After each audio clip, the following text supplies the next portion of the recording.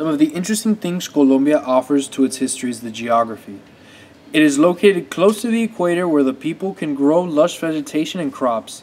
The Andean Cordillera is a mountain range that encompasses the west side of Colombia where most people live today.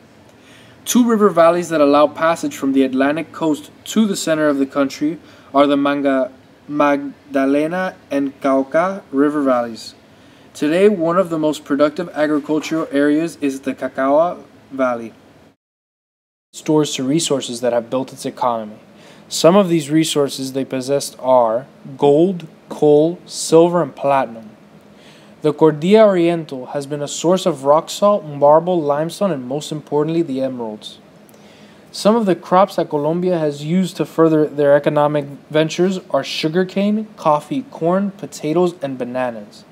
During the late 19th century, coffee, tobacco, and quinine was the first effective Western treatment for malaria, would serve to help Colombia to rebuild its destroyed economy because of their civil war. Another export they possessed at their disposal was cattle, used for leather, hide, meat, and milk. Compared to other colonies, Colombia was slow to abolish slavery. Spanning from 1821 to 1851 was the abolition. Part of the reason was that slavery was integral in Colombia's gold deposits and sugarcane found in the Choco, Antigua, and Cauca regions, as well as the emerald. Despite abolition, Colombian societies did not accept former enslaved people into daily life. Instead, the Colombian governments began using the process of miscegenation in order to dilute the population of Afro-Colombians. Due to this, many Afro-Colombians moved toward jungle regions and indigenous territory. The Choco region in particular saw a large influx of African Colombians that continues to the modern day. Even with this migration, the Colombian government continued to attempt to displace Afro-Colombians in order to create sugar, banana, and coffee plantations in their territories.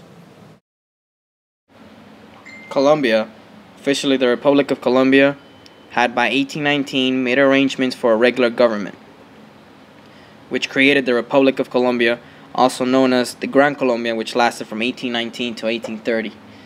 The Gran Colombia had a brief existence during the war.